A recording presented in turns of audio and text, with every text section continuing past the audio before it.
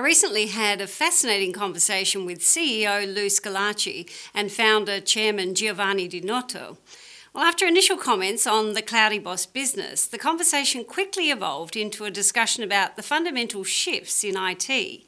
Lou and Giovanni provided a unique perspective on the profound shake-up that the IT, software and digital worlds are currently experiencing and their impact on broader-scale global economics. I trust you'll enjoy hearing this interview. So tell me, what's cloudyBoss's key competitive differentiator? And why would a client choose the cloudyBoss ERP system instead of one of the many other solutions available out there? There are actually a number of factors to address here. Firstly, cloudyBoss's unique technology. We're unveiling some of the technical breakthroughs over the next few weeks and in detail in a white paper that's due out soon. Secondly, clients will undoubtedly consider our unconventional, unlimited go-to-market strategy, which is aimed at the entire industries rather than specific organizations. And thirdly, they will notice our sophisticated cloud ERP platform and that we offer a full range of managed services, including our MAAS framework, which is a turnkey multinational structure accessible by any organization anywhere on a pay-as-you-grow basis. And I would challenge, though, the assumptions that there are many other cloud ERP-based systems out there. The reality is that there are only a few, and none of them like cloudyBoss. Many of the other systems still rely on costly, old-fashioned, hard-to-maintain last-century client-server architecture, which are being roughly adapted to the cloud via low-performing remote access layers. These cobbled-together systems are then only very loosely cloud-based, but of course they make the most of this association in their marketing. Giovanni, what are your thoughts on cloudyBoss's competitive edge? I think Lou's list of competitive differentiators is absolutely spot on, and we could spend hours commenting on each one of those. But there's one I would suggest actually, one additional one, and that is our own internal organizational model, which is unlike anything that we've seen before. Lou, can you elaborate more on the organisational model aspect? Giovanni is right. This is actually the real fascinating stuff within the cloudyBoss organisation.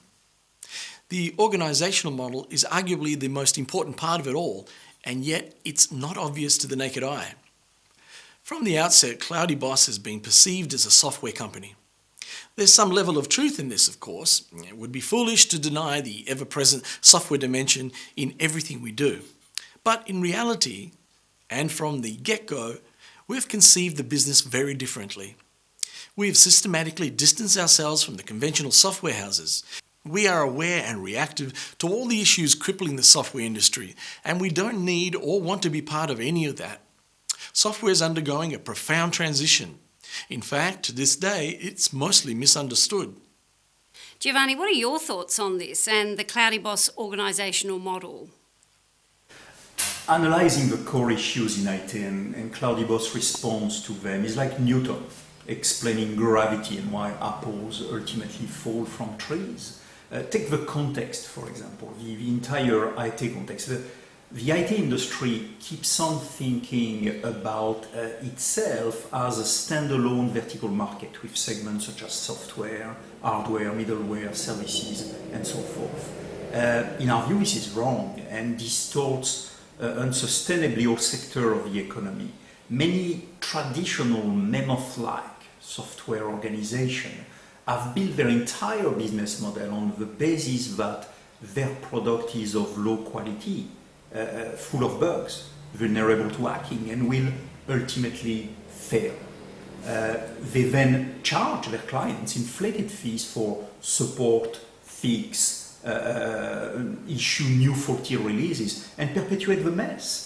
The organized crime sector, has a similar approach with its so-called insurance or protection service, as well as those special offers that you simply cannot refuse. Software has everything to do with data processing and information. Historical business analysis shows us that the way information flows in any organization is a key determination of their structure. We think about cloudyBoss as a pivotal stakeholder in the softwareization of the organizations, irrespective of their native industry. In our view, there's no such thing as an IT or software industry. Softwarization has to do with organisational evolution, something pervasive applying to the entire economic realm. This is a different context altogether. Our innovative OT Startup Accelerator program, for example, epitomises this approach. Far from selling software, we're leveraging the viral aspect of the organisational transformation, and this is just the start, with more programs like this on their way. This wrong context has translated to a faulty foundation and all sorts of negative cascading consequences all at play today in IT. Taking a 360-degree view on software and digital in general, my top 5 issues would be in no particular order. One, the gender imbalance in a still predominantly male-skewed software engineering and coding industry. 2, the governance crisis in digital advertising with fake bot traffic figures, which will cost in excess of $7 billion in 2016 and put the entire sector into disrepute.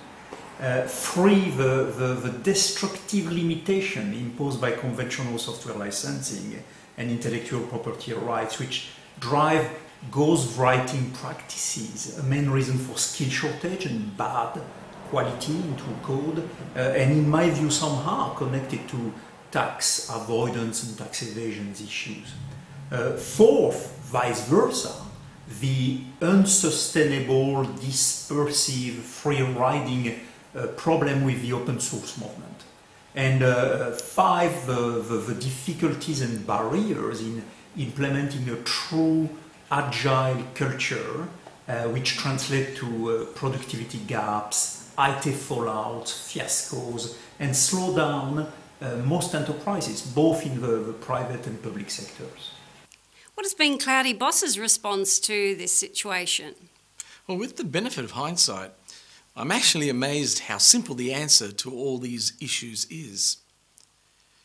We also need to recognise that we borrowed an existing proven model from the authorship, music and publishing industries and applied it to the software world rather than reinventing something new.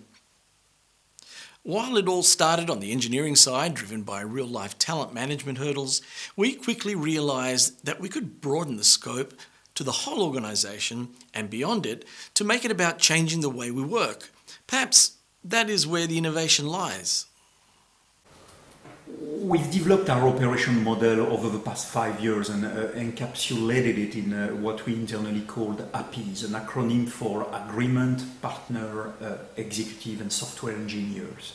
As the scope of APEASE extends now to an exploding number of partners and clients, we've decided to port it together with the rest of the application, by the way, to a blockchain type of format. That is because we need a modern, fast-paced, efficient way of confirming a vast number of smart contracts. How does APEASE solve the core software issues that you and Lou were talking about earlier? Well, talent retention was the reason why we took our time prior to go to market with cloudyBoss. Retaining talented business, creative or software engineering resources in the context of a skill-starved competitive environment, crippled by both shortages, especially with the millennial cliff and the generational shift, motivational crisis, 24 differential between lowest and highest labor cost countries. Tackling those issues is key to the survival of most organizations. We witnessed firsthand, especially during the first part of this decade, organizational shutdowns, including with technology peers, successful ones, not because of unfulfilled capital needs or credit crunches, but because of skill leakage or skill shortage. It's a kind of new money can't buy era. Some technology organisations might have the best functionality and the most sophisticated technology available in the market, and yet irrespective of size or capabilities, they are bleeding talent like there's no tomorrow. They'll therefore be unable to survive in the long run if they fail to solve the resource conundrum. and insulate themselves against exposure to industrial risks such as poor code quality, technology leakages, digital hacking, and other externalities.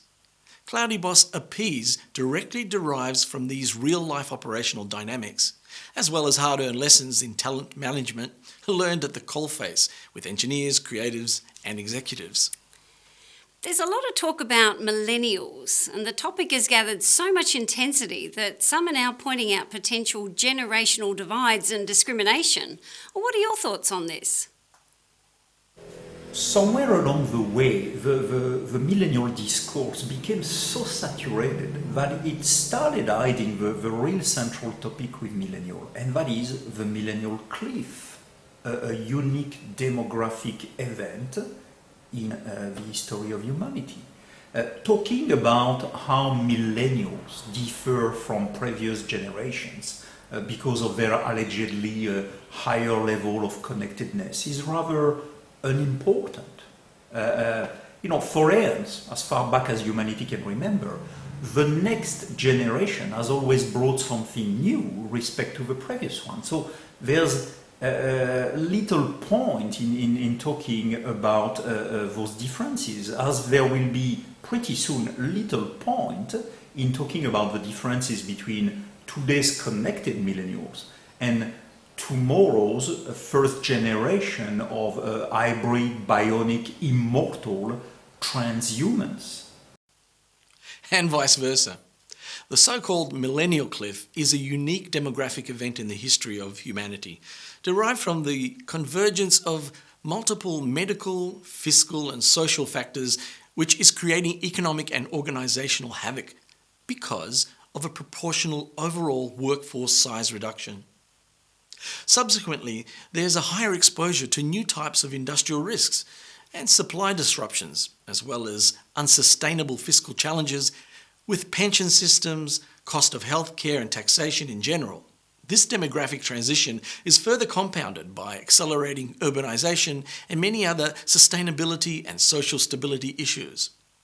Perhaps the millennial cliff name was a poor choice, as it effectively might be pointing the finger to a specific generation as opposed to a particular moment in time for the whole of humanity.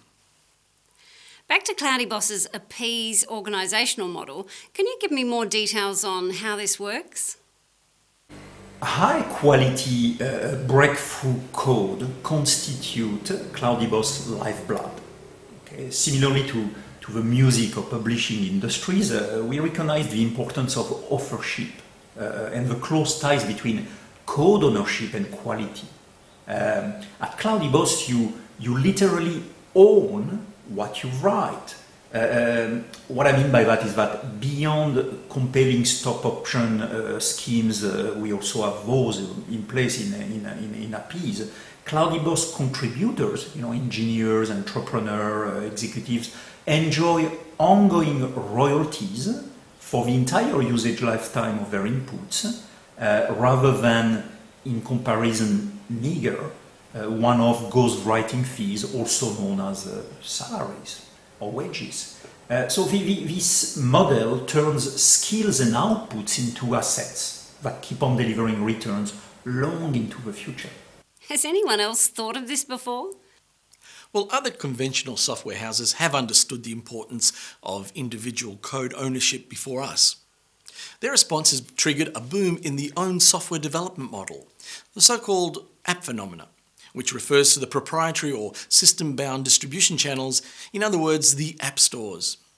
However, the main issue with this model is that it is suited very poorly to the large-scale complex enterprise applications such as a cloud-based end-to-end enterprise engine. For example, cloudyBoss, which stretches well beyond the usual functional scope of traditional ERP systems or lesser subsystems such as CMS, CRM and the likes. Small teams or individuals are unable to cope with the considerable workload for such systems, and an independent modular approach defeats the high security and one-stop shop integrated platforms aspects that clients are demanding. Meanwhile, traditional software houses attempt to boost quality with more bureaucratic, waterfall-like control frameworks such as ITIL or equivalent have collaterally confirmed their ill-founded, bug-prone foundations. They actually have compounded the poor, bad code quality culture and increasing their already high costs to new self-destructive market breakpoints. In any case, intellectual property and conventional licensing approaches are quite simply unlikely to work in the context of the upcoming zero-device biocomputing Web 4.0. It's really hard to foresee any long-term future for organizations running these very, very constraining type of business model, unless, of course, they completely reinvent themselves for the next internet. Well, what about the open source trend? The open source movement has gained a phenomenal momentum and certainly constitutes a milestone departing away from the intellectual rights and conventional proprietary licensing world. A lot of good things has come and keeps on coming from open source, but the model has also unveiled crucial problems and limitations. For example, in the area of life cycle management, life cycle coordination, versioning gaps, but also code quality issues. I'm not sure if you remember the 2014 catastrophic Heartbleed event. Open source has also unveiled unsustainable economics, and that's partly due to the dispersive free riding type of problem. cloudyBoss APEASE could indeed be seen as a sustainable, defect-free version of open source, which has even more positive externalities for the broader economy and a solid operational framework upon which Web 4.0 technologies can emerge.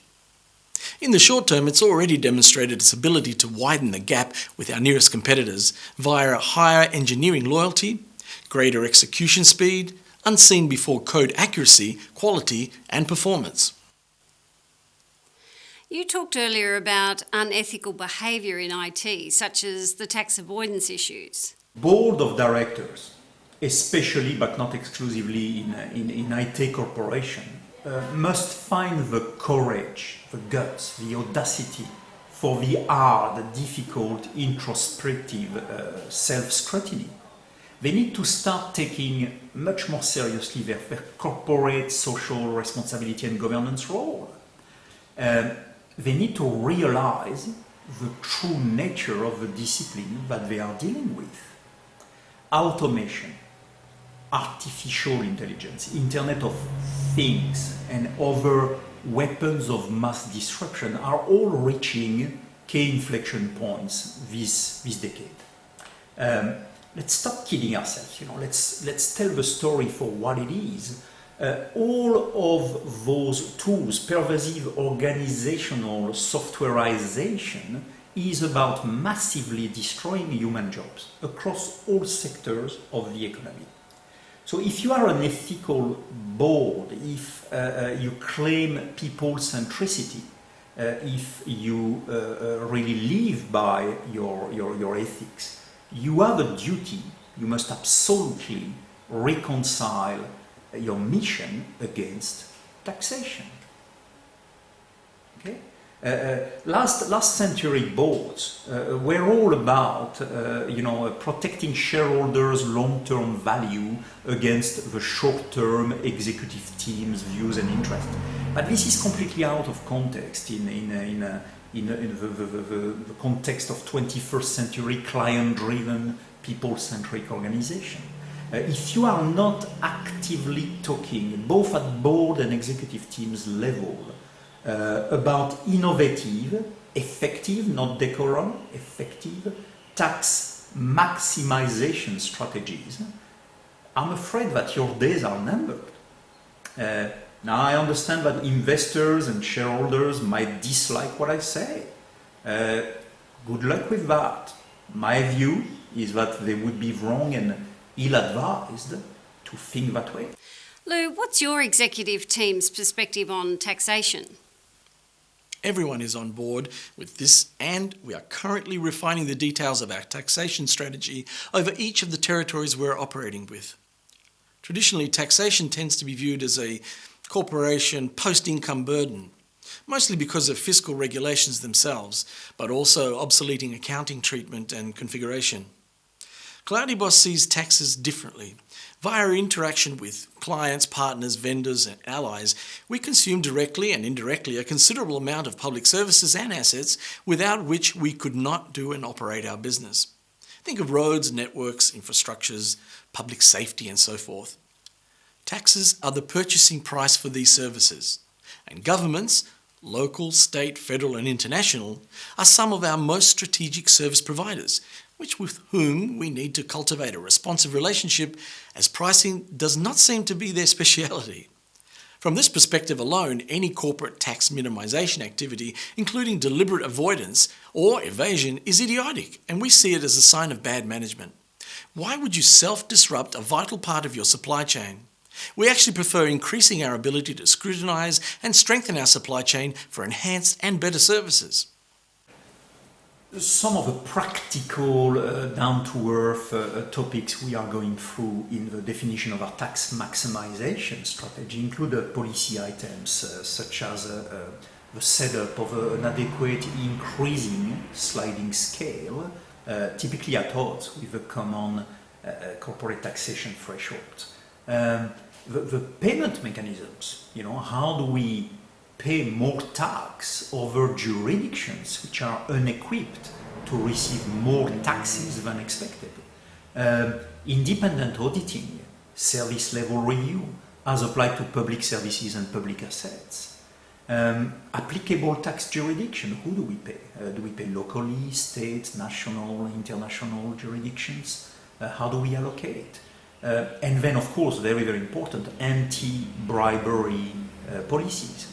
How do we remain at all time politically neutral?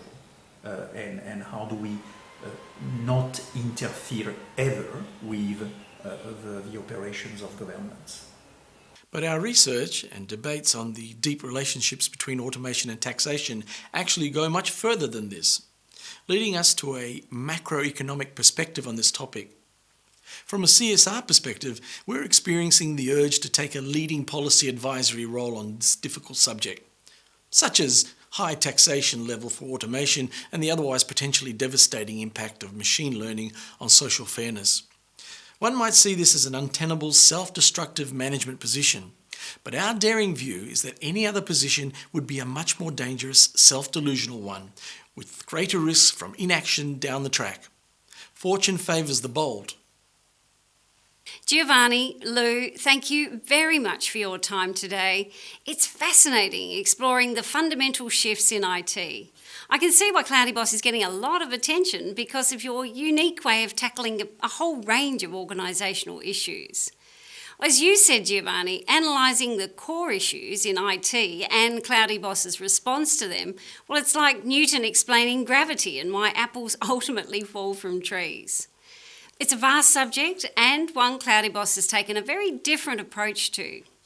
Thanks so much for watching. I'm sure you've enjoyed these insights, and if you'd like to know more about cloudyBoss's enterprise management solutions, visit the website at cloudyboss.com or contact them directly.